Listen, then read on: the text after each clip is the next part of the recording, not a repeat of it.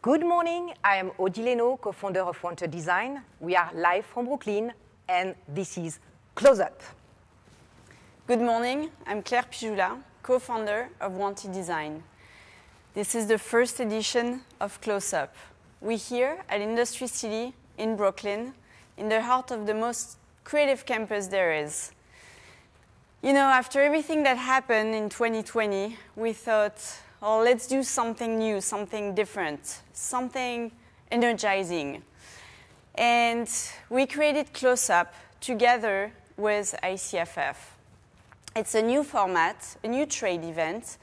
It's live, and we will bring exclusive content to you, architects and designers all around the world.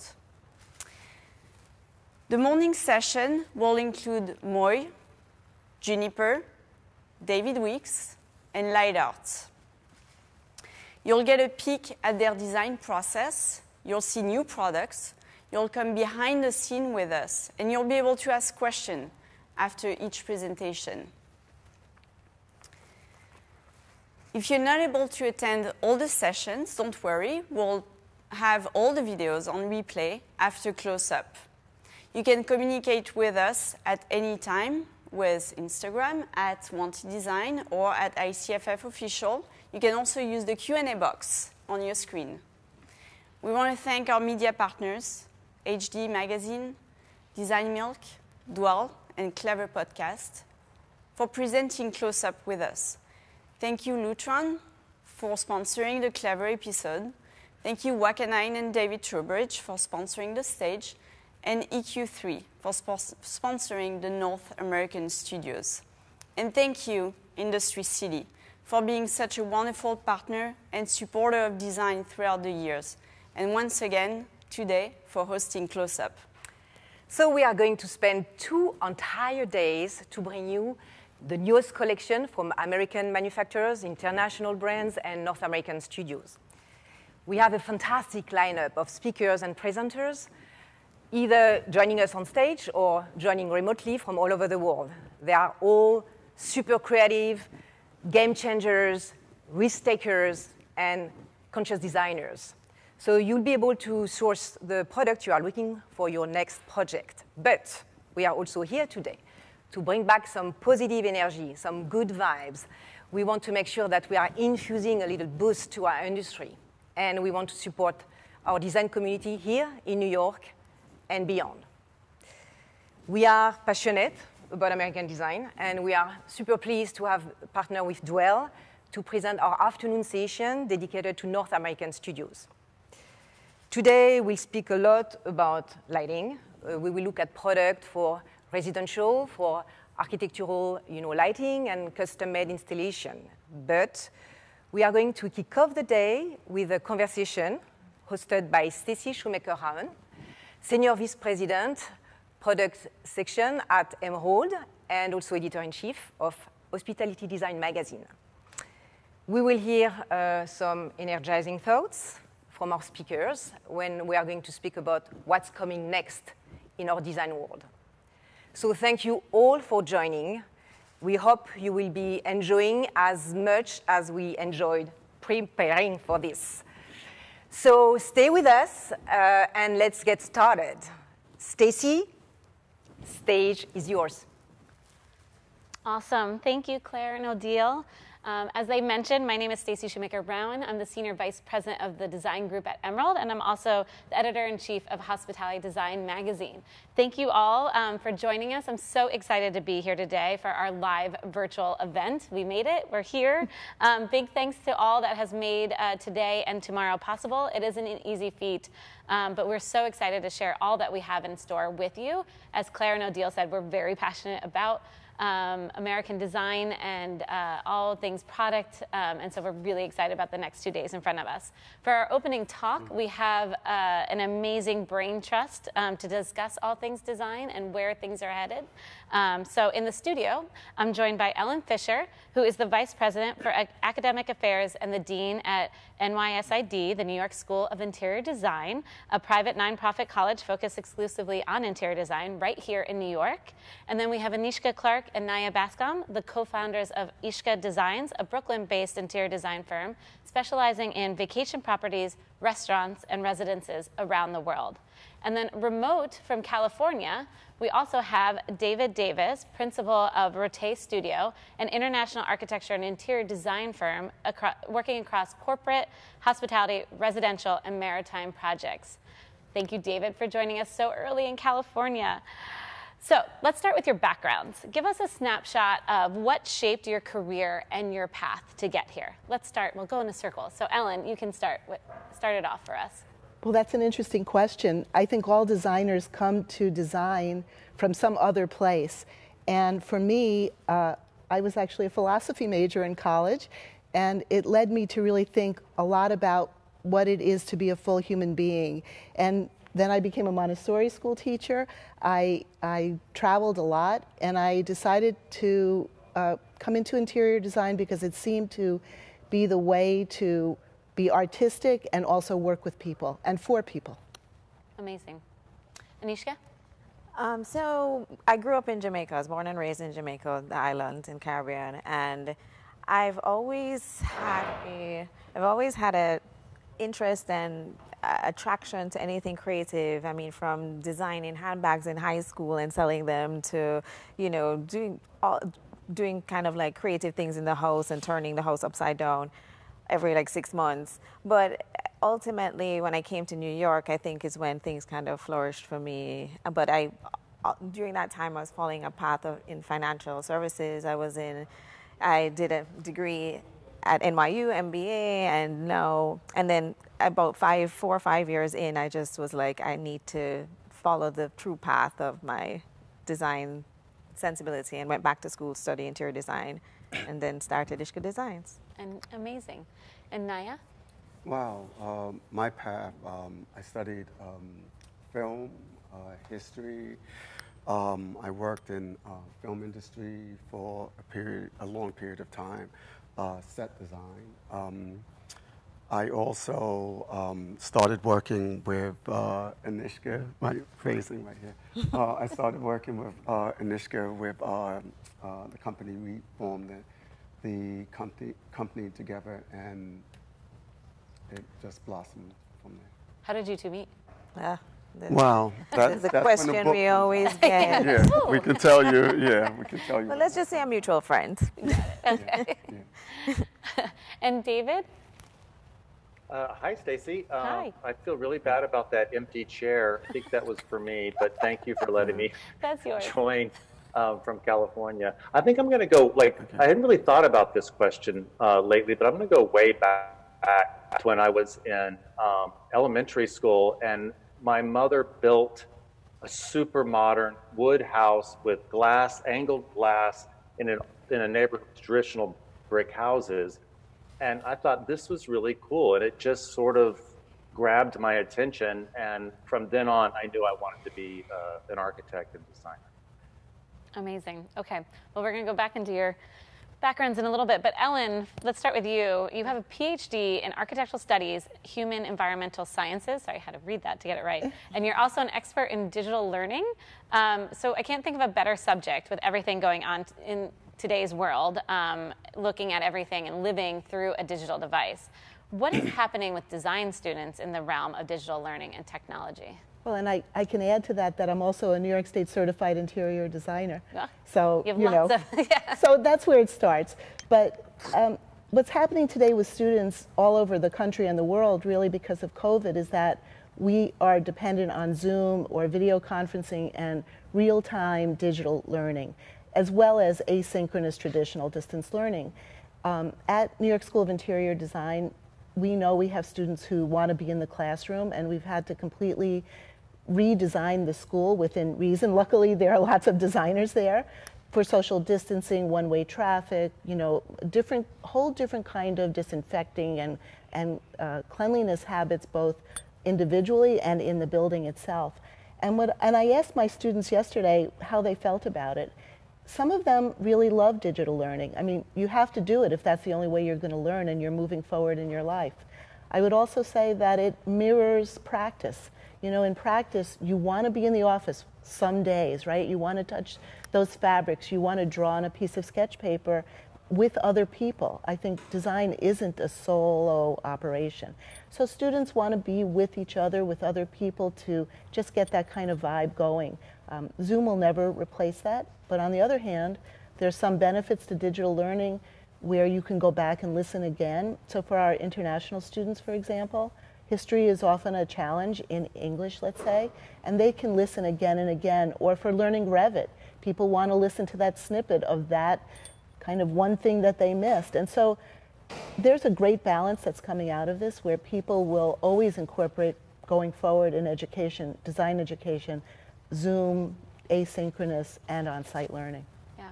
Do you think this will open up for more opportunities, you know, for people further away? You know, Oh, how do you think it will absolutely. change, you know, moving forward? Well, I mean, Anishka and I are actually a good example because Anishka's on our advisory board. We've never met. We met in Zoom, and here we are together today. I've had critics as far away as China joining us, in South Africa, people who would never be able to talk to our students in New York, be a juror, participate, and now they can be right in the classroom with them in real time. It's an amazing opportunity, and I think school should always echo practice, and practice can learn from school.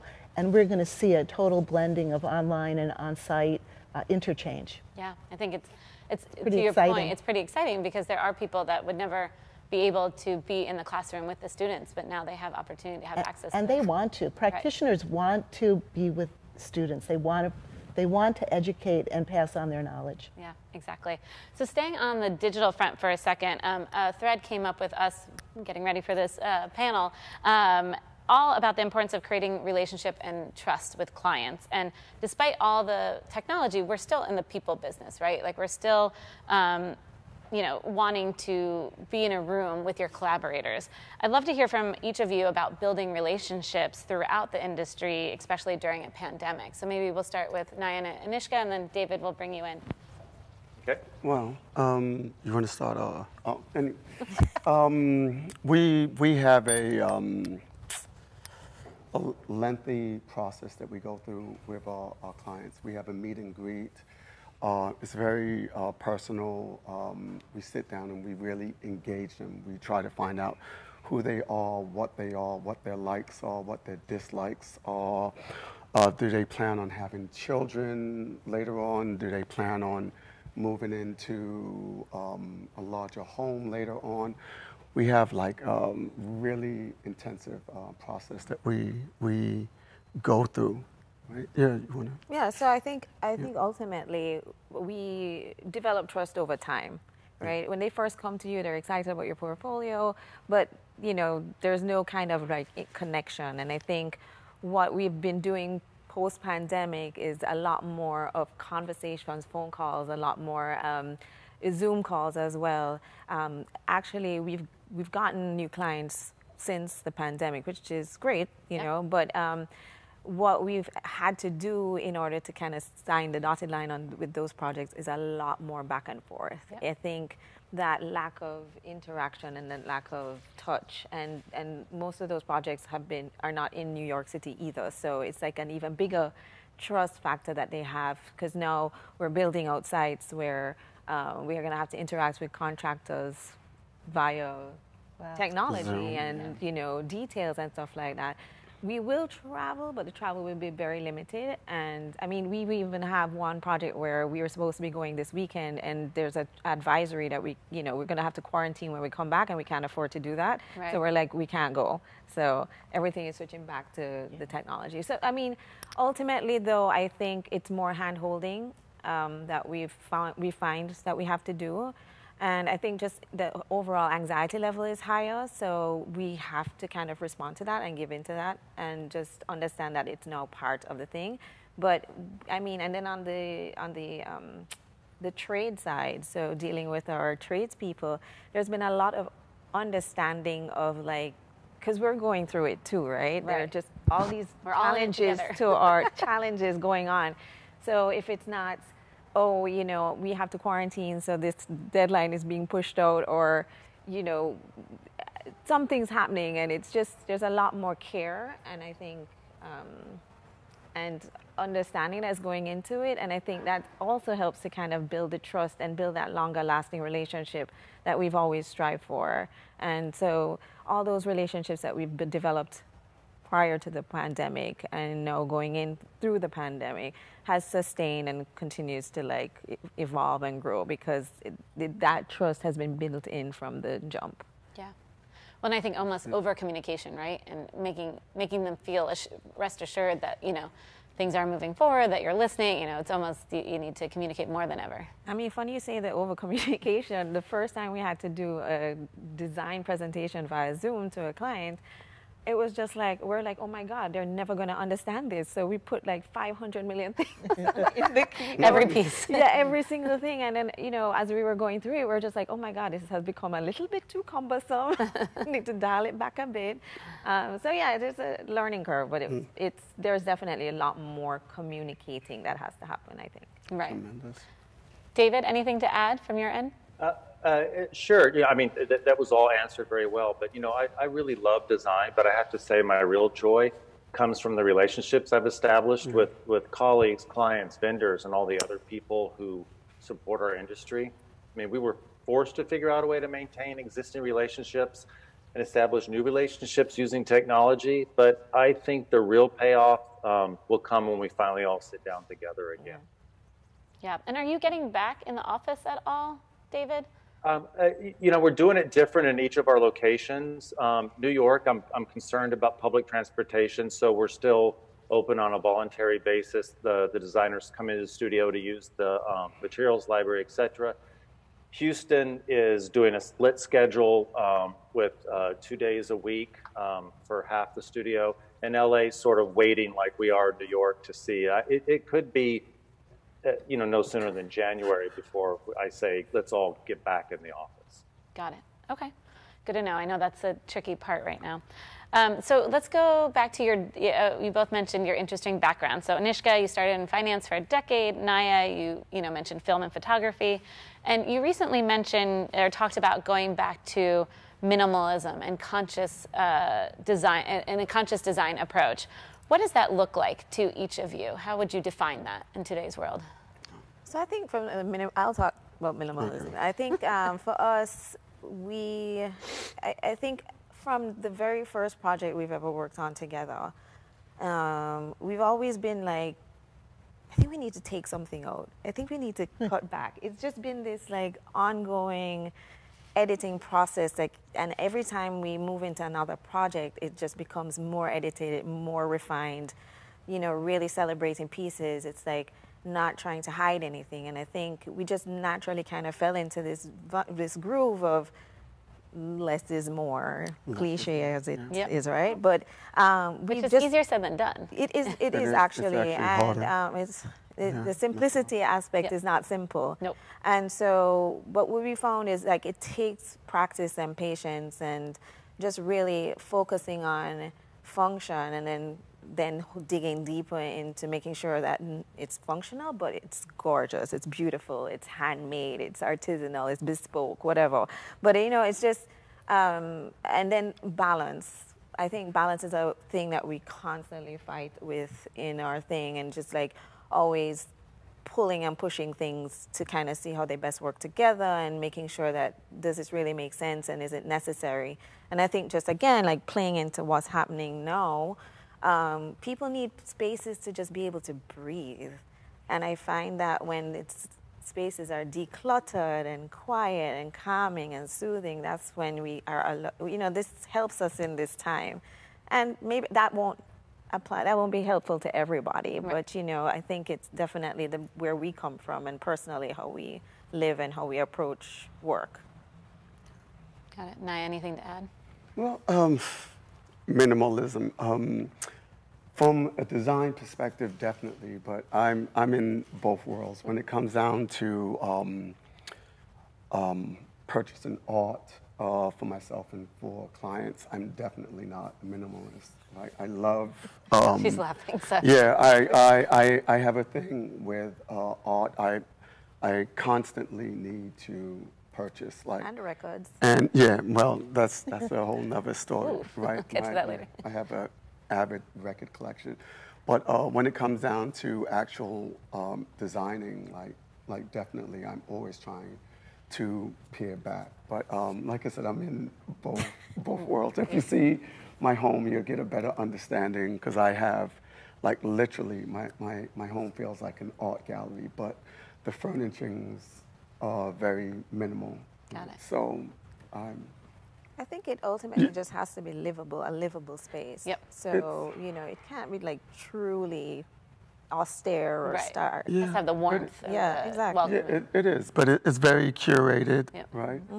Even when we're working with clients and selection of art, it's like an arduous task. We put so much synergy and energy to find the right things for them. So like I said, like the minimal aspect, I'm of two worlds, right? So, yeah. And how the conscious design, it's funny, I think you've like created a new genre with that. I like that, conscious design. But I think ultimately though, part of it too is, we both have a very similar background. I was born in the Caribbean, he has Caribbean parents, Jamaica and Guyanese to be exact.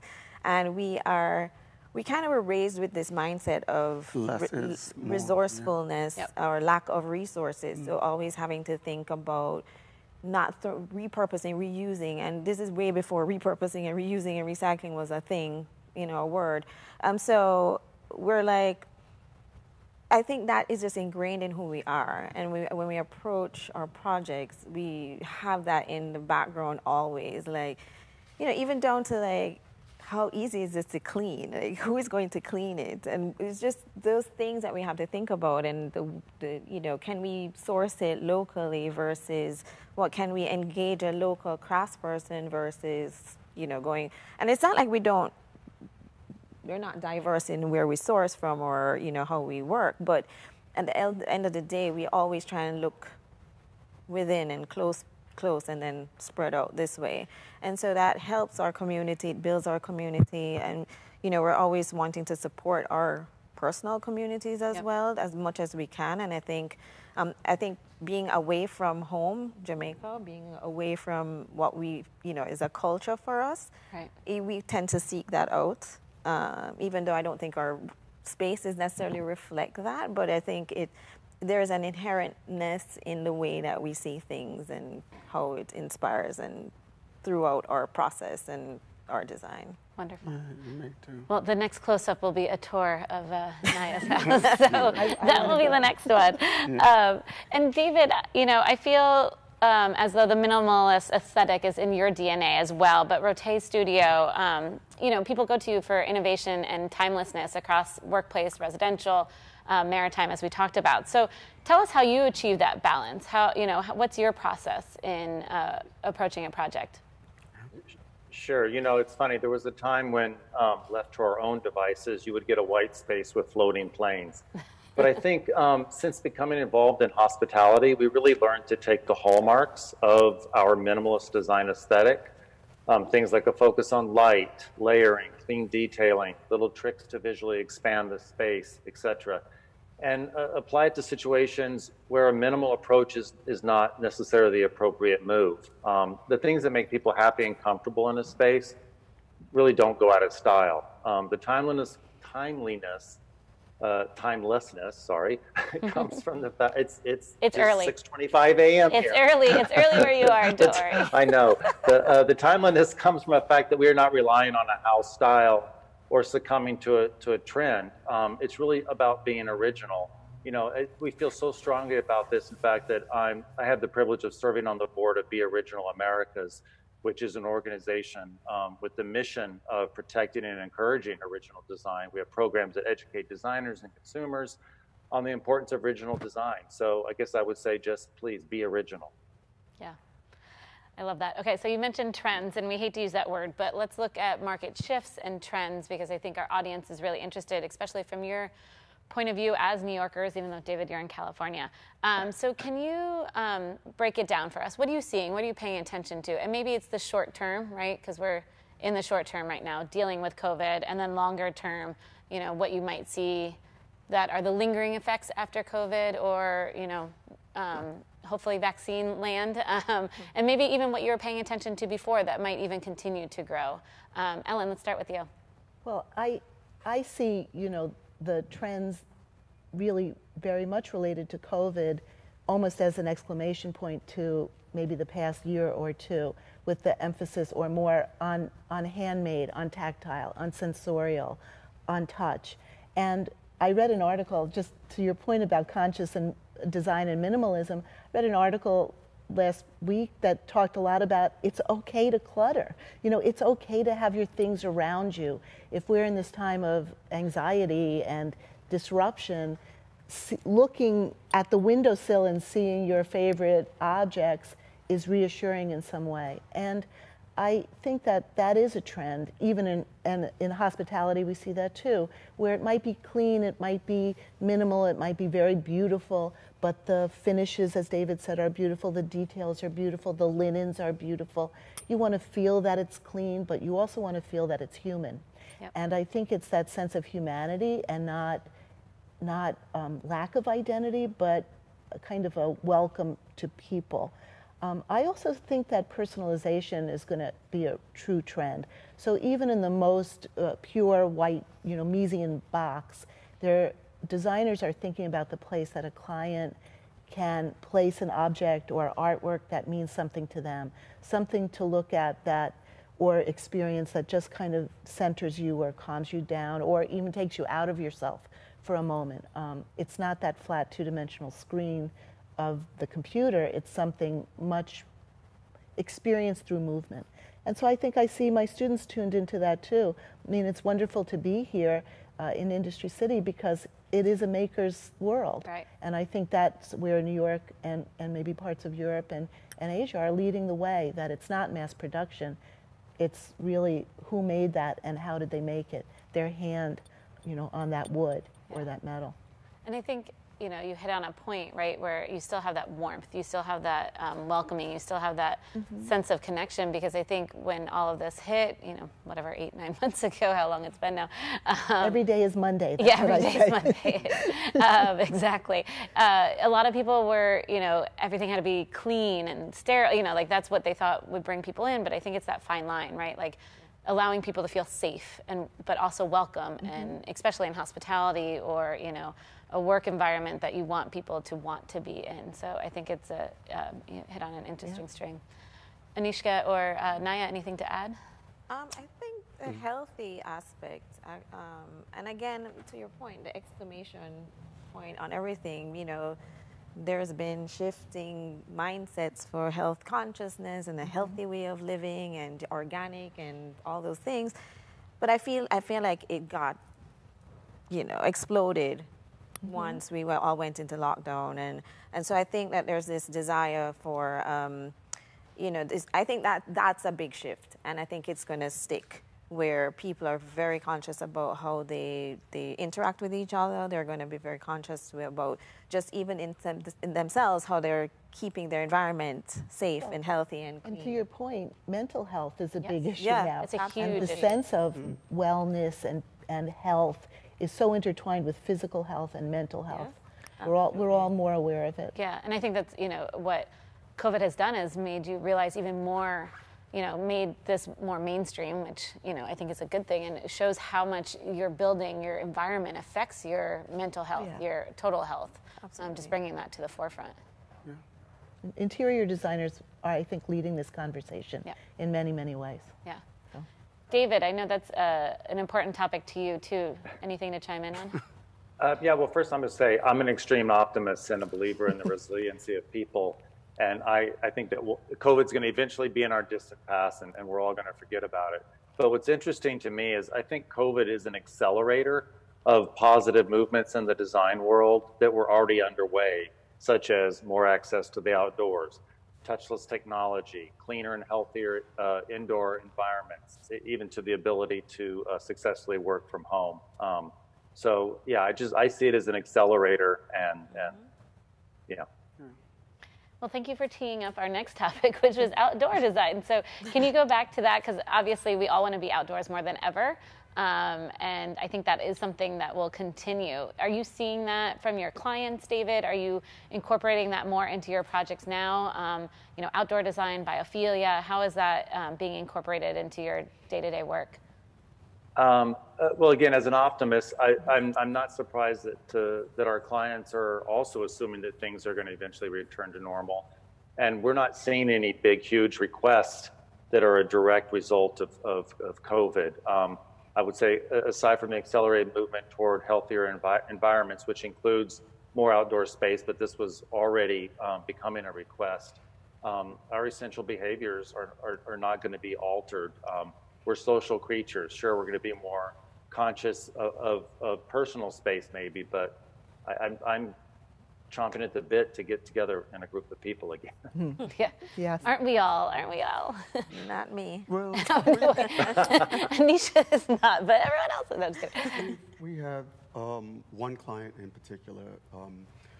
We've done their deck over, and they're really have put a lot of emphasis in herbs, vegetables, things that they can use now in like their home usage. Yeah. So I think So a lot of people are thinking how to grow their own foods and Yeah. And I see students, they're so excited about sustainability, about actually reuse, not contributing, to the landfill. I mean, interior design and all design arts are somewhat consumer-based, let's face it. Right. And if you want to be optimistic, David, I think the most important thing to know is that new generation is totally committed to making the world a cleaner, healthier place, and they're learning about sustainability, and they wouldn't think of designing a project without being aware of the environment and behavior interaction and the importance of taking care of our world. So it's looking positive at the school level, I would have to say. Good. And are you implementing that more into the education, into the Absolutely. classes, and how are you taking what's happening in today's world and adapting or changing what students are learning? Every about? interior design program, accredited design program, will have a workplace project or a hospitality project or retail. And so as we approach those, it would be crazy not to think about what we're doing now and how to do it more gracefully, so that whether or not it's COVID or anything else that comes forward, it's going to be a while till people calm down and are willing to, gather together in tight closed spaces without ventilation and sunlight and everything else. So we're building that into projects as we go along, and that's good. It's good for, it's like having a I guess education prepares designers for what they don't know is around the corner, and that's how our students are thinking now. Yeah. They're really thinking a lot about the impact of light, about indoor air quality, about how people move through space and what's important to them there. So it's going to be good. The next few years for students as they enter the work world, and I hope everybody has jobs for them soon, right? Because they're all graduating, that they will make a difference in design. Yeah. David, are you hiring? Just kidding. He has some of our graduates. Yeah. That's right. We do. David, how has your, having a, I guess a medium-sized firm, we could call it, medium to large, how are you changing how you teach your younger designers, or, keep them inspired through all of this, or help them, adjust to, the new changes that are happening throughout the world? It's interesting. When I look at the makeup of our firm, we tend to congregate in two sections, groups of people: incredibly senior people and a group of amazing young designers, that have come from, as we just talked, schools that are now focusing on, and listen, this generation is so aware of the environment. I mean, I think we're in good heads. The next generation of designers can see the damage we've done, and they understand the importance of correcting course. And I think our designers are coming to us with that innate knowledge, and we're teaching them how to really make things happen and implement their ideas and good design. Right. And you work across workplace, hospitality, you know, cruise ships, like we mentioned. How are you seeing the lines between those disciplines blur at all? Are they, you know, they were already doing it beforehand, but, you know, are you seeing even more as you move forward with projects, David?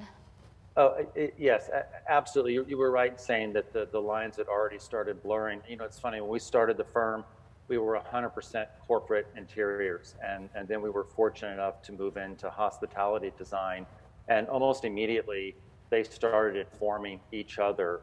And we literally have clients, corporate clients, coming to us that saw a bar we designed in a hotel and said, "Oh my God, I want that bar in my office space." And I think people really just want office spaces to feel more like home. They want hospitality to feel more like residential. Our residential clients want our hospitality knowledge in terms of amenities and special things like that. So it's just one big blurry thing right now. Do you, Anishka and Naya, do you see that too in your practice, you know, across residential and restaurants? And Absolutely. I think that I think people just want to be very comfortable wherever they are, you know, or feel like, and even if it's, what's the word, aspirational, you know, they want to have or have a certain experience in their environments. And so that there is this request, there is this feeling that things should be elevated or more whatever, more like if it's residential, it should feel a little bit more hotelish. If it's, you know, if it's an office space, it should feel a little not like an office space. How can the folks in here feel like they're comfortable and working well and productive and motivated? So I think that's that's a shift, and I don't think it's going anywhere anytime soon. yeah, even more so. Yeah. And, you know, we're close on time, but I just wanted to kind of end with, COVID has changed how we all lead, right? How we all work, how we all do everything. What has been a lesson in resiliency for the past 9 months for you as leaders of firms, of a school?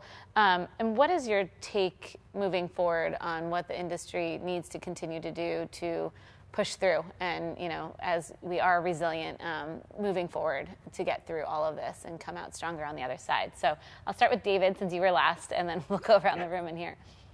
Okay, you know, for me, it's quite simple. Before COVID, we had a strong belief that as a collaborative practice, people needed to be in the office working together as a group, and we really discouraged any working from home that wasn't really necessary. And clearly, I've done a 180. We suddenly found ourselves in this situation, and we've been incredibly successful working from home. So I think I've learned a valuable lesson that we're going to have to accommodate people for those times when it's more convenient for them to work from home. And now I see that we can actually do it. Well, and I think too, you know, before COVID, we went, you know, working with a team or managing a team to now managing individuals and really understanding where people are coming from in a different manner than, you know, than before, and understanding that everyone has a different home setting, has a different, you know, work-life balance. Are you seeing that, David, you know, in terms of leading your team? Yeah, I mean, absolutely. I mean, I admit that I feel bad about the fact that I couldn't make those accommodations before, but I feel good. There are so many positive things that have come out of our experience that we should focus on. And I think like making it easier on people to do their job is certainly one of them, and then being more accommodating. Wonderful. Ellen? I love what David said, because I think it's exactly the same in the classroom. We have students joining by Zoom and 8 students sitting at their desks, you know, properly spaced, but someone at home and a critic down on 20th Street. So it is really better for people to allow them to join and participate the way that they feel most comfortable. But I do want to say that in the beginning of this, what I saw, you use the word resilience, and I saw the designer drive at work. Our school, New York School of Interior Design, like many other schools, basically had 1 week to get up and running, to go completely from on-site classes to fully online. And our teachers, who are all historians, artists, architects, and interior designers, took that designer drive and said, this is our project, we're going to do a charrette, we're going to make it happen, and they did. And it's amazing to see that kind of energy. I don't know if any other practice or any other industry has that kind of it's a kind of joie de vivre or esprit de corps, if you want to call it that, where we all work together, we pull together and get it done. And it's ongoing and evolving. And I have to really thank everybody that's been doing that. It's been a labor of love, but successful, I think, in most places. Naya, Anishka? I think it's hard to add on to that. That's really. I mean, I just ultimately, inspiration has been like, it's funny. This time, I think, has created this burst of inspiration. But at the same time, so you wanted kind of like design, but you still have a business to run, and you still have to figure out the back end and how do you shift your systems in order to make that work. And that has been the challenge, but it's also been, you don't have a choice, so you have to like just get it done some way, somehow. But just being able to continue that wave of motivation and inspiration, that was that first wave. During the first wave of the pandemic, I think would be amazing if we could just keep that level of creativity going. Like you had all that inspiration, then you're like, and then you go back up, and just keeping that motivation too. Absolutely. So it's just figuring out ways to motivate the team and just keep pushing to the next project. Right. Yeah, it's good. I feel like it's the best and worst of times. I think you have an option whether you're going to go with the best or you're going to go with the worst. But I think it's giving people an opportunity to see who they really are on every aspect of themselves. And I think it's a time of healing. I think it's a time of healing, and I think it's also a time of creating, right? And situations like that always lead to a den of creativity, because people are able to look inward at themselves on every aspect, whether it's a minimal aspect or maximum aspect or however. But it's giving us a period of time to really think who we are, what we are, and what we really want from life. So I feel like we've embraced this period of time. We've embraced it. And it's making us better.